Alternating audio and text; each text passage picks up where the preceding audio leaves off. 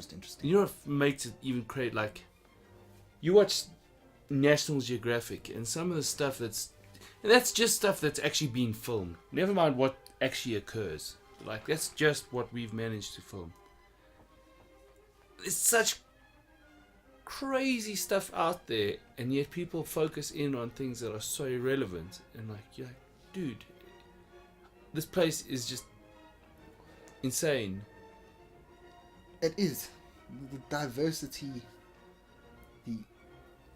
the sheer beauty of it all is so amazing. And it would be, again, it goes to space for me. It would be mind-boggling to be able to export this all over the galaxy, all over the universe, and let evolution just go butt fuck crazy. You're crazy. Like, everywhere. you send marsupials to one planet, you send reptiles to another planet, you send and we've got the perfect starting point. We've got so much diversity here. It's like you say, you can like, what kind of things would you send to the furthest planet you could do? Would you, coming from where we came from, would you send fish and let it start from the water? The thing is, if I had the opportunity, I'm talking about the really far ones, that by the time you get there, like, you can't go colonize, but if you send something far enough ahead that by the time you get there, evolution would have started already, and you would now have something. And I'm thinking fish would make it the most to where we are now, if you keep it within the. I suppose the planet would need to have water and stuff, but if you really wanted to do like we did, you'd have to find the gap. Apes or... Again, you're going to have to be very lucky with the planet you send them to. Because what I'm thinking is... cockroaches or something like that. Microbes is what you're going to have to start with. Because any sort of multicellular large life is going to need an environment to live in. And that environment is made first by the algae or the green slime that provides the oxygen, and then something slowly eats the green slime, and then something eats the thing that eats the green slime, and then the green slime starts to become other types of green slime, and eventually one of those slime, I don't know, becomes a plant, and then one of those things that ate the green slime realizes it can eat the plant on the land, and then it becomes a land creature. But that, we're talking massive time frames there just for that. Yeah. To get to that point. So it's like you'd have to find the point where you could, not start from, basic amino acids, but where you could actually put a creature there and that creature could survive. But in my mind, it's more, if we had... You would need plants as such. You need something to fuel. No, but like, let's hypothetically say we became a smallish empire. We didn't have the galaxy or whatever, but we found a planet that had 10 moons surrounding it. Well, if it's got water and it's got access to the sun, you can grow, you can export plants. Yeah. So at least you would have something, But that's kind of what I'm getting at. You would have a system where you've got these planets, these moons spinning around this planet or whatever, and you can, or a planet itself, a number of them, in a small area, and you can terraform each one so that it can support life, and then do what you said, put in large life, like primates even, into this environment, so that you've jumpstart evolution basically to primates, but now you've made the environment just for primates, and maybe a couple of insects that you would need to keep the oxygenation or whatever, but you've now made that planet primate dominated, that one marsupial dominated. We'd have to check the orders of animals, but like just like scientific. you have like on different continents, like in Australia it's very marsupial related in terms of the predators, in terms of the... But now you can imagine a planet that's got its own continents would have not only the planet-specific stuff, but planet-continent-specific stuff. And then that would be different to Earth stuff. And it would just be this menagerie of stuff that you could use to terraform other planets so much more easily. Because now you would have a planet that's... Would you have to produce a... Well, I suppose we are predators, but would you even put in a predatory system, or would you put in a purely... useful animal base? So like what you put in, we will be able to make use of. So you put in cows, you put in chickens, because the thing you're getting is so many byproducts from these animals. So you don't just put in animals for the sake of it. Like, let's have 1,000 different buck.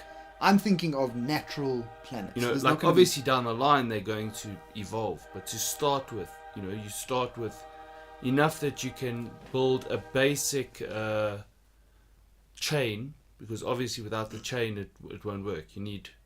Yeah, but that's But what I'm are saying. you It's a saying we scientific as experiment. humans would be the chain, as though we would cull the animals as such and eat them and stuff like that, or would it be just It so would be that? experimentation. So there would be a number of continents there. Let's say this is marsupial. Because then you're going to place. need predators. Yeah, which is fine. But Yeah. the thing is, marsupials, there are herbivore marsupials and predator marsupials. There was like a marsupial lion at one stage in Australia. So it does exist. They do have their things, but that would evolve over time when, you know, some herbivores got a taste for meat or something, or eventually realize that they could, you know, gain sustenance from scavenging, and eventually they start to hunt themselves and that type of stuff. Get big But ass it's more a tools. scientific experiment. You would supply everything you needed for it. So you would either create a closed chain if you want, or you could just make it. See what happens. Yeah. Put But it the out thing is, there. you would never use commercial animals because there's no point. Because the only way you can expand into space is if you use commercial animals on all your normal human habited worlds. Because to transport livestock through space will probably be prohibitive until we are a galactic empire as opposed to just a star-faring empire, interstellar as it were. I don't see how you can do it without livestock and stuff. But You need the byproducts. yeah, but that's what I'm saying. That would already be on human normal planets. This is let's say this is our solar system, but somewhere else. We find it. Now, Earth we use to live on like normal humans, so that we can have a population there. But now we terraform Jupiter's moons and use those as experimental planets for the animals, and we can say that's a marsupial one, that's a primate one, that's a fish one, that's a amphibians, that's lizards or dinosaurs, whatever. You can have cow ones, and then like You can have certain cow ones, but cows the will thing become is- predators, and they'll chow other cows. You could maybe have that, but the thing is, all the cows and chickens would be on Earth because that's where they need it. It would be inefficient. Don't you think it would be a good idea to not just have Earth with cows and chickens? You want to get that thing onto like other planets as well. They're so useful. Like you get the milk, you get eggs. Yeah, but get the only if meat. you want to colonize that planet. There's no point in putting it on a planet if it's not going to do anything for you. No, obviously. Because then it's most likely going to evolve to not have so much milk and not so Okay, much but eggs. now you're going to go colonize another planet, is what I'm getting at. What animals would you take? Bearing in mind, when you colonize another planet, I mean, you're not going to probably take a lion. Yeah, fair. But you're also not going as a full planet colonizing another full planet. You don't have to take all of Earth's fucking cows. You can take a couple of cows and chickens. It's fine. There's nothing wrong with that. You don't need the predators And let stuff. them breed. And But like, the problem with going to another planet, that planet has to be terraformed in some way. It's going to have to be prepared for you, unless by some luck you find a planet that's perfectly suited for human life. yeah, like something very similar to Earth, so we can breathe. 'Cause where Might you not, it might be like, say, breathing in the Himalayas or something, you know, where it's like, and we would naturally just get used to it. You know, but within reason, you know, we can still, you know, you might always be I tired, and you suppose- might be slightly stronger gravity or slightly less gravity, but something that we could somehow just live on. It's got water. Yeah, water's the main thing, but it's like dirt is not. If Mars had water, you can't just go to Mars. Yeah, it's And got similar plant- minerals to No, what. but you can't just go and plant wheat in that soil and it's going to grow. It won't grow. It would have Sand- needed the plants some form of. It would need so many. It would have needed life, particularly wheat, because wheat exists because of a huge chain in evolution. Maybe, you know, algae could live there with water, and it probably would, because that's how algae started here. It just had water pretty much and fed off minerals. But wheat is not going to grow. Sand on other planets is not like sand here. It's not soil. Soil isn't soil everywhere.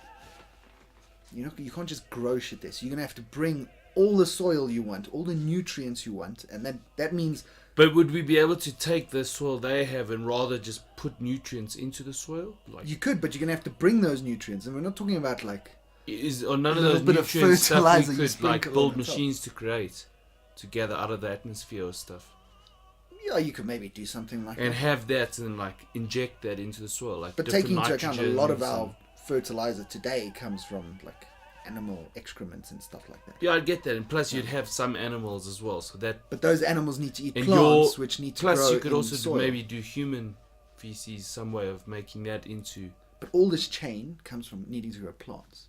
So you're gonna have to grow these plants in something. Yeah. So basically, you need a ship that can That has that all that, this that is soil, big grows, enough yeah. as is to sustain the amount of people you have, to at least sustain when you get there. And then slowly. And change while the- you're there, you have machines and you have technology that will help you slowly least- reclaim at least- the area, yeah. start with this 10 acres and all the manure we have when goes into it, and Yeah, bear in mind doing the testing, because again, it's another planet's soil. It's not Earth soil, so we're not sure how it would react or how. And then again, we would have to provide atmosphere for it if it's not the correct atmosphere, because otherwise we'd have to genetically modify the grain to grow in this type. So fine, it might be 19% oxygen and 60% or no 90% and 80% nitrogen or whatever. So it's very close to Earth. But the thing is, a plant is going to react quite a lot differently to such a big change. Humans might be able to breathe in it for a while, I'm assuming. But plants, I think, would have a very adverse so you reaction. get different. And gravity would have a big thing. If the gravity's a Yeah, bit but higher you or a get bit bigger lower. as plants, so you would have to like, No, but they deform. That's the other thing. They and actually, it makes a different type of. no, that's mutation. I'm talking about deform, as in being not optimal in how it grows. At first, At first.